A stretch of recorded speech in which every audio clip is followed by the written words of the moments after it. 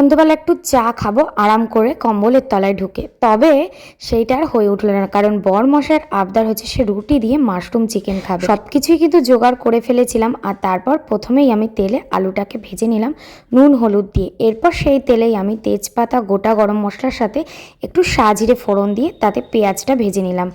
আদা রসুন লঙ্কা বাটা একসাথে কষিয়ে নিলাম। তারপরে একটু টমেটো দিলাম, নুন হলুদ সামান্য চিনি দিয়ে মশলাটাকে কষিয়ে নিলাম। এইবার তাতে কিন্তু আমি দিয়ে দিলাম এদিকে জিরে আর ধনে, একটুখানি জল দিয়ে গুলে নিয়ে সেটাকে দিলাম। ভালোভাবে মশলাটা কষানো হয়ে গেলে তাতে প্রথমে দিয়ে দিলাম চিকেন, আর চিকেনটা দিয়েও কিন্তু ভালোভাবে কষিয়ে নিলাম।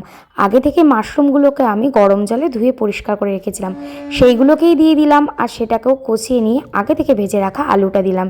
এইবার একটুখানি গরম জল করে এতে দিয়ে দিলাম, আর সব কিছু ভালোভাবে সেদ্ধ হওয়া পর্যন্ত অপেক্ষা করলাম। নামানোর আগে একটুখানি দিয়ে দিলাম মেথি পাতা শুকনো করা, আর দিয়ে দিলাম গরম মশলা গুঁড়ো। ব্যাস, আমাদের কিন্তু মাশরুম চিকেন রেডি। বর তো আবদার করেছিল রুটি দিয়ে খাবে, সেই জন্য ওকে দিলাম আমি রুটি দিয়ে, আর আমি আর ছেলে কিন্তু খেয়েছিলাম ভাত দিয়ে, কারণ আমরা ভাত দিয়ে কিন্তু চিকেনটা খেতে বেশি ভালোবাসি।